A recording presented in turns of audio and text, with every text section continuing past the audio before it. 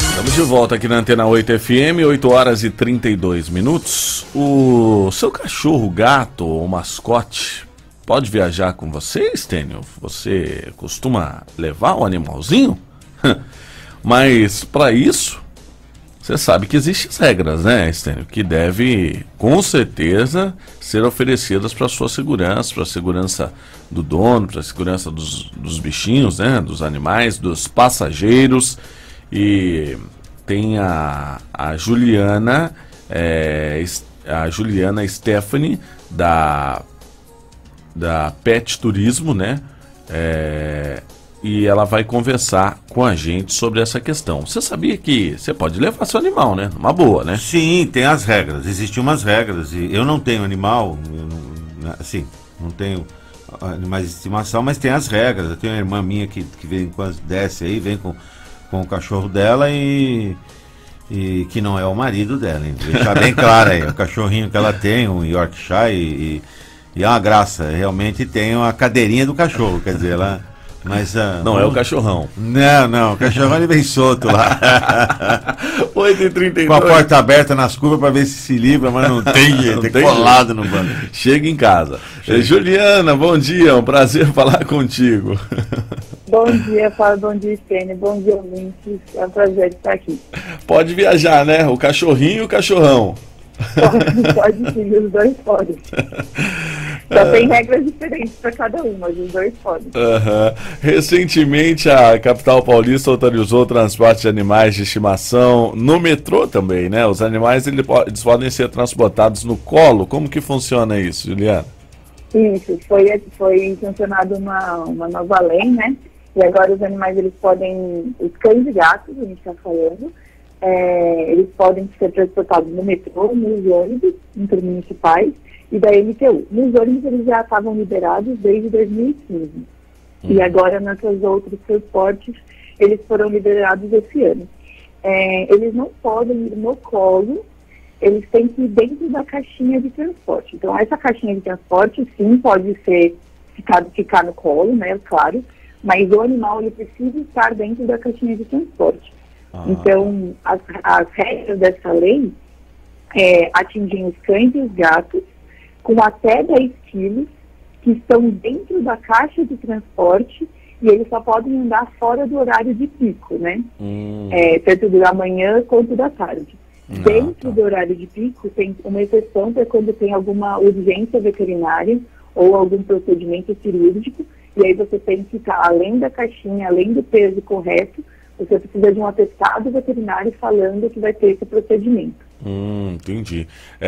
Agora, e o cão-guia? Ele é atingido pelas regras do transporte de pets no metrô também? Ou ele tem algum regime especial aí para poder... O cão-guia é aquele cãozinho, né, que acompanha o deficiente visual, né?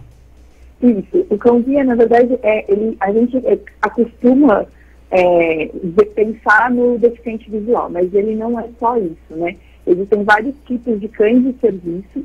Então, o cão-guia para deficiente visual é um, mas tem aqueles cães também de serviço, que são os cães-guias, que atendem, por exemplo, pessoas epiléticas, pessoas com convulsão, pessoas com problema de audição, então, pessoas com diabetes, por exemplo.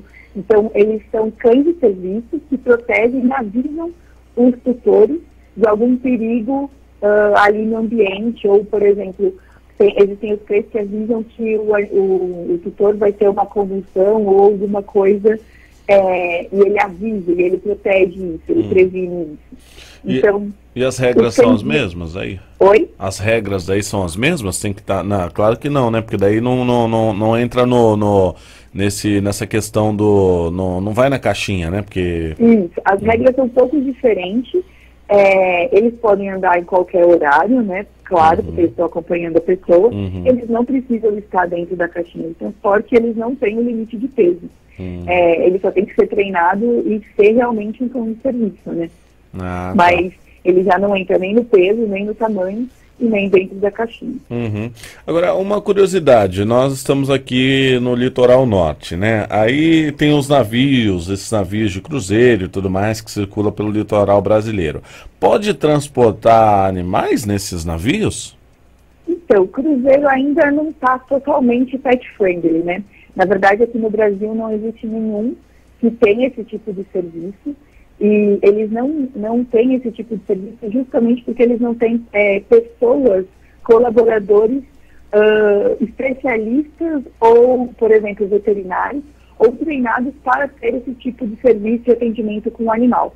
Então, eles não permitem, justamente por falta desses colaboradores treinados e especializados. É até algo assim muito estranho, né? Porque um navio assim tão grande, né? Poderia ter pet shop, porque tem shopping, tem tudo. Poderia ter um pet shop e tudo mais, e se a pessoa pode alugar uma cabine só para ela, tem essa possibilidade dela poder ter levar o animal dela, né? Mas estranho, né? Eu acredito, na verdade, que isso é uma tendência, porque agora você viajar e levar o seu pet, o seu animal para todos os lugares é realmente uma coisa comum. As pessoas estão tratando realmente o animal como membro da família e elas cada vez mais querem ter a presença desse animal independente de onde elas estejam. Mas eu acredito e eu acho, né, concordo, que os navios têm que ter uma adaptação para isso. Porque do mesmo jeito que, por exemplo, as pessoas podem passar mal, ficar enjoadas, o animal também. Então, as operadoras de navio e tudo mais, elas têm que ter em mente que elas precisam sim, por exemplo, tem parte de pronto-socorro para humano, tem que ter uma parte de um socorro imediato ali para os animais também. Eu acho que isso é importantíssimo.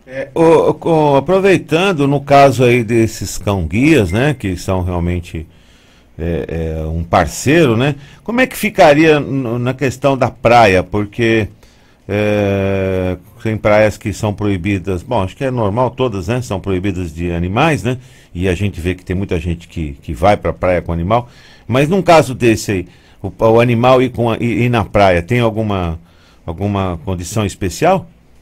Então, o cão-guia, na verdade, ele é necessário para a vida da pessoa, né, então onde a pessoa está, ela vai estar com o animal, então ele não tem esse tipo de proibição, porque ele é realmente um cão de serviço. Ele não está lá para ser um cão de companhia, ele está lá para salvar a vida daquela pessoa. Então, ele não tem restrição nos lugares, você pode ir, por exemplo, em todas as praias, você pode ir em restaurante, você pode ir em transporte viário, né, de ônibus, você pode ir em aviões, você pode ir em lojas, você pode fazer qualquer coisa com o seu animal cão-guia, ele não tem uma restrição. Justamente pelo que eu falei, ele é um cão de serviço, ele está lá para salvar a vida daquela pessoa. Sem ele ali, aquela pessoa não consegue sobreviver, não consegue andar, não consegue ir e vir. Então tem esse direito dessa pessoa que também precisa, né, dependente desse cão. Ela acaba sendo dependente do cão, exatamente, né? Aí ainda dentro dessa questão dos navios, os cruzeiros internacionais, eles já aceitam o transporte desses animais de estimação ou também não? Então, os cruzeiros internacionais existem alguns, muito poucos. Existe um que sai de Nova York e vai para a Inglaterra e para a Alemanha. E tem um que sai da Espanha também para a Europa ali. Eles aceitam. Só que assim, a questão eles aceitam a entrada do animal, só que esse pet, ele não vai, é só cães e gatos, tá? E esse pet, ele vai ficar durante toda a viagem num lugar específico pet-friendly. Então, é um espaço que o animal vai ficar lá. E o tutor, ele tem horários de visita.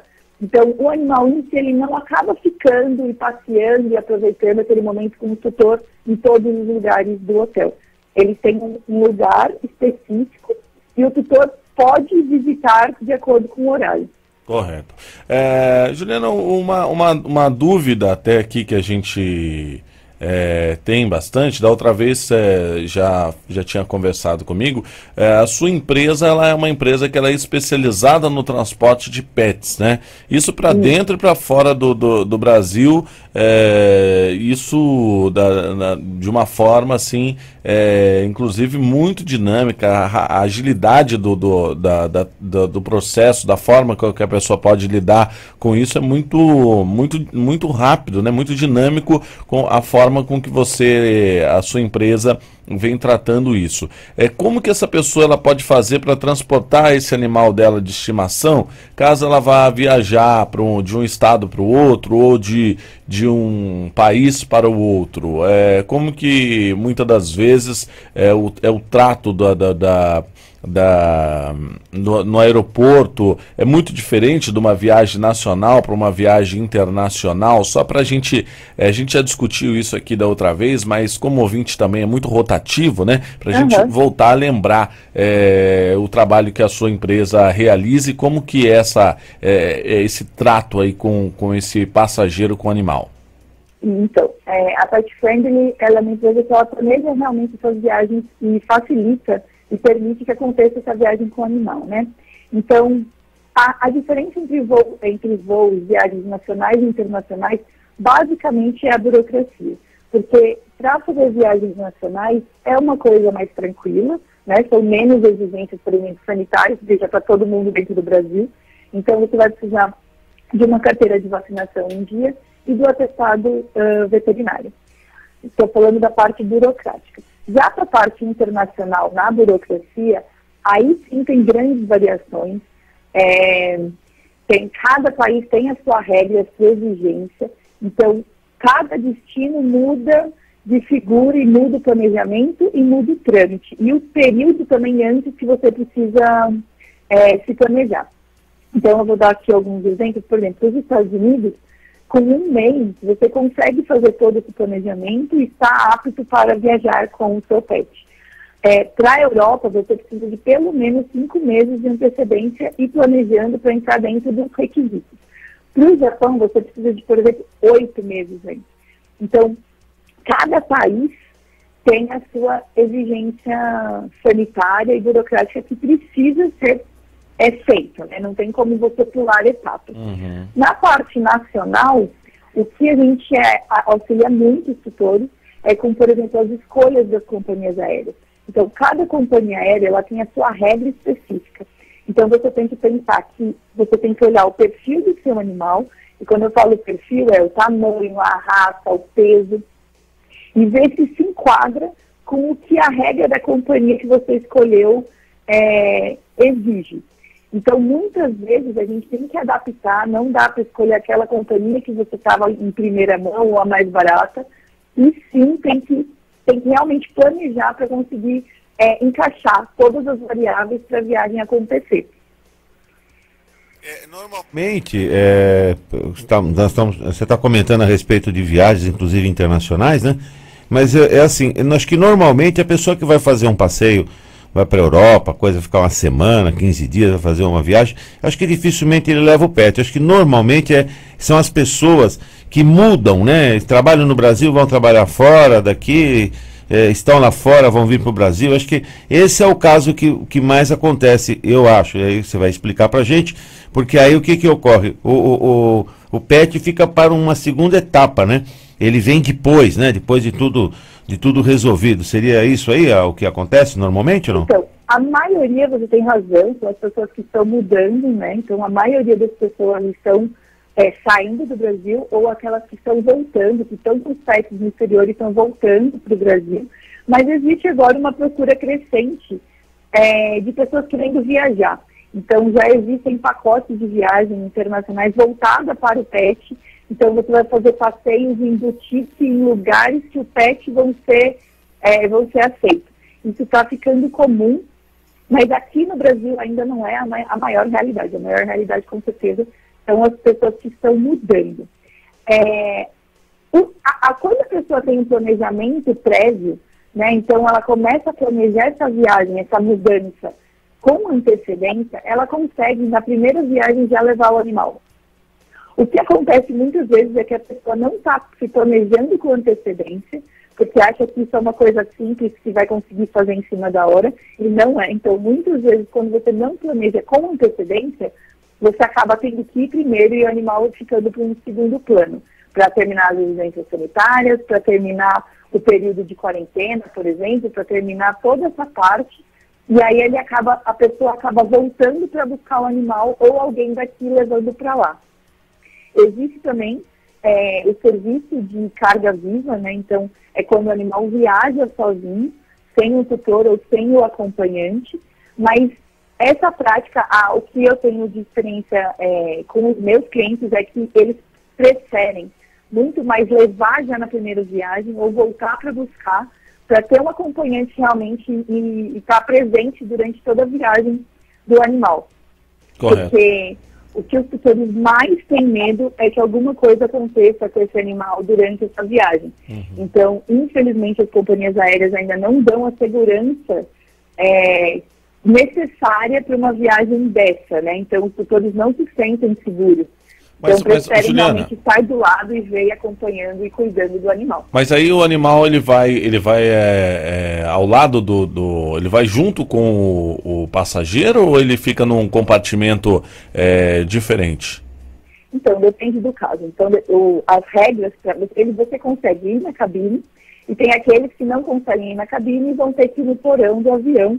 Esse porão, ele é no mesmo pavimento que as malas, mas não junto exatamente com as malas. É uma área reservada para esses animais, né? Para o animal estar ali. Então, na cabine, eu vou falar de forma geral, tem uma regra que até 8 quilos do animal, mais a caixa de transporte, você consegue entrar com esse animal dentro do avião, na cabine. Animais maiores que isso, maiores que esse peso, vão ter que ir no porão. Existem algumas exceções, então, para os cães guias, claro, e para os cães assistentes emocionais, que também são cães de serviços, mas são um serviço terapêutico, que também entra nessa parte de animal de serviço que tem umas exceções dessa regra aí. Correto. Pode acontecer da pessoa conseguir embarcar aqui no Brasil e chegar no país o animal ser retido? E aí o que acontece quando uma situação dessa acontece? Não só conseguir sair do Brasil, tranquilo, mas aí chegar lá na hora, chega no país, não entra, aí a pessoa não entra ou a pessoa entra, o animal volta, como é que funciona? Já aconteceu algum caso assim? Olha, graças a Deus a gente não trabalha com essa possibilidade, porque realmente acontece, pode acontecer. Então, na Pet Friendly, a gente trabalha com 0% de chance de errar. Então, o que isso significa? Quando o passageiro ele erra, o tutor erra em alguma fase das exigências sanitárias ou alguma fase de escolha de companhia aérea, existem 4 possibilidades, e nenhuma delas é bonita.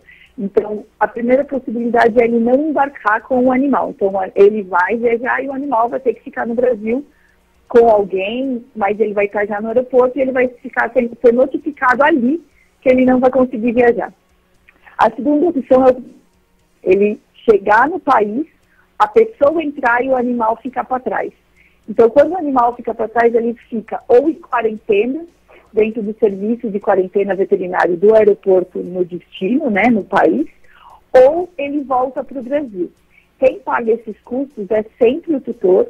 Então, se ele ficar em quarentena, o tutor vai ficar pagando a quarentena na Europa, vai ficar pagando a quarentena nos Estados Unidos, vai ficar pagando a quarentena no país que ele estiver ali.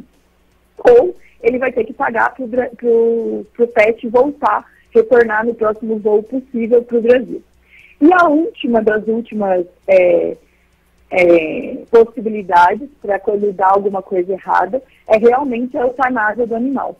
Então, às vezes, o tutor não tem condições de nem ficar ali com ele na quarentena e nem mandar ele de volta, eles acabam eutanasiando. Por isso que eu falo que na Pet Friendly a gente trabalha com 0% de chance de erro.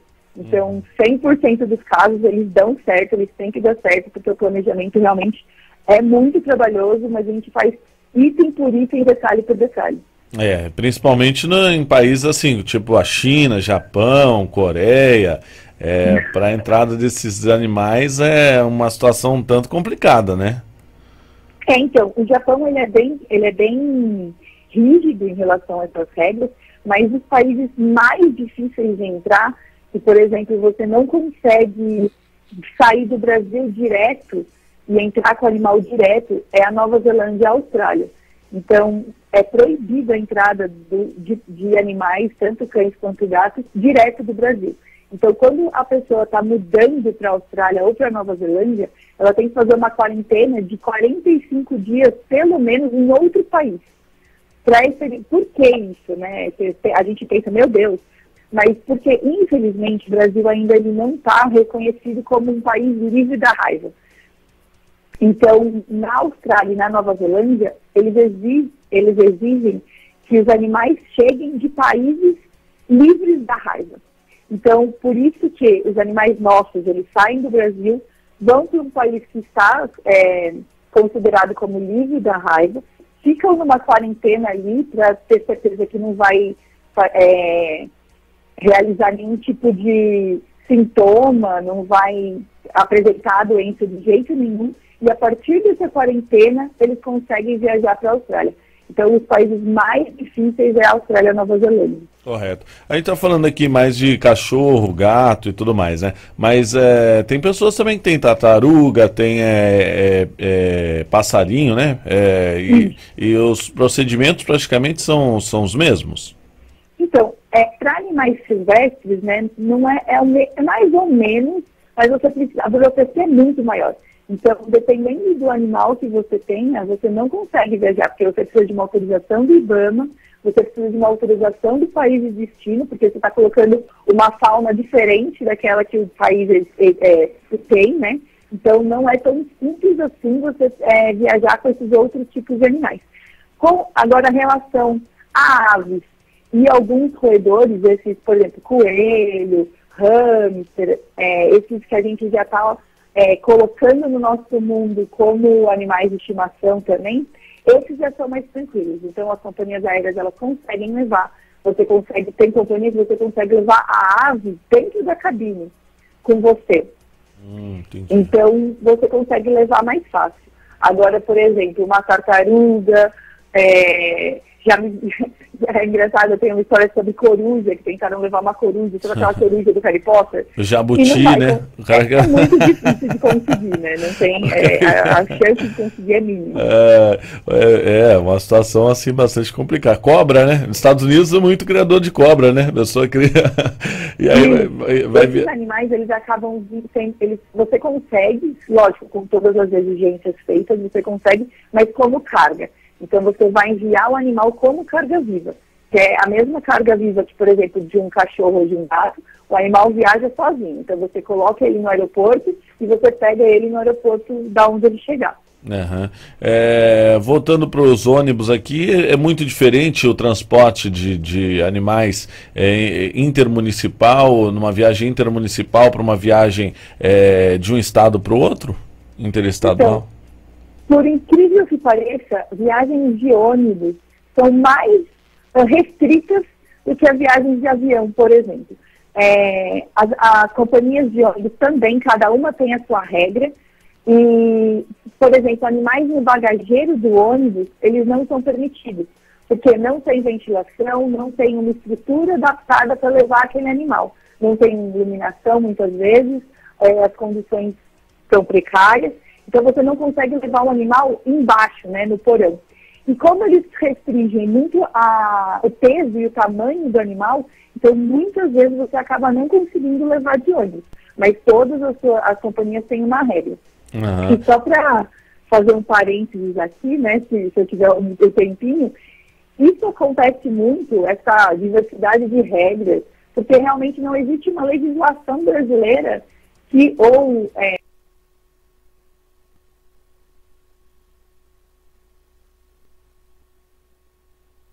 faz o que quer, e aí complica.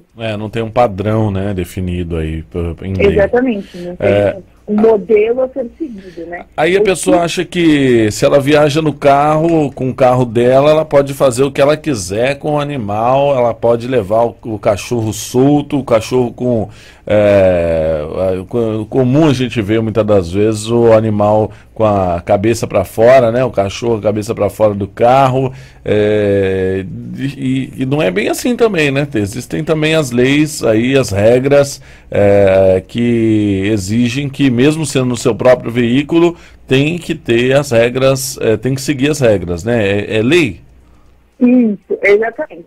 Existe uma lei que, se você não está nessas regras dentro do carro, você pode levar uma multa. Então, quais são essas regras? O animal não pode ir solto, ele tem que estar ou dentro da caixinha de transporte ou preso no cinto de segurança.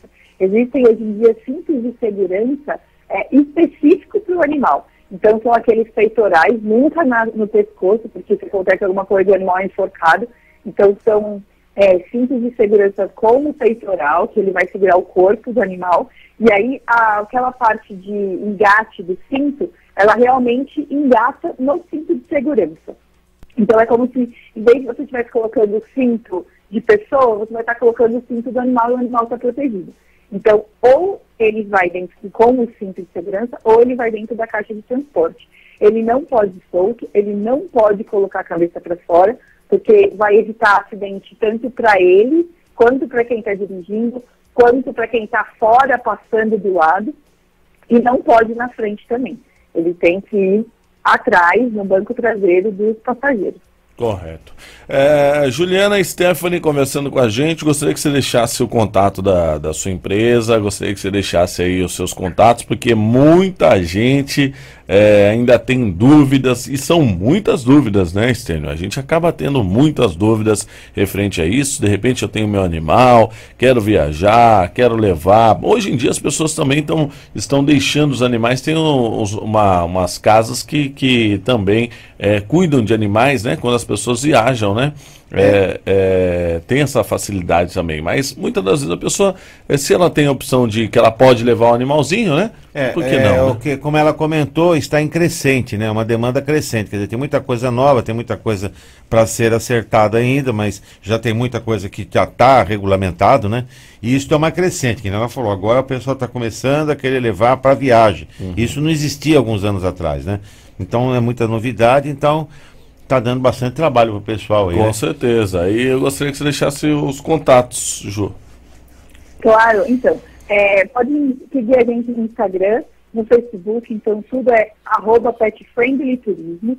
Tem o nosso e-mail, que é o contato @petfriendlyturismo.com.br, e o telefone é o 11 99026 7184. Esse telefone é um celular, então vocês podem ligar, pode mandar o WhatsApp, que a gente super responde, tem sempre 100% do tempo uma pessoa ali em contato. Ou o telefone também do fixo do escritório, que é o 11 2673 2519. Tá certo. Juliana, mais uma vez, muito obrigado por estar falando com a gente aqui na Antena 8 FM. Eu que agradeço enormemente a oportunidade, é um prazer. Vamos para o intervalo de apoio e a gente volta já aqui no Jornal da 8.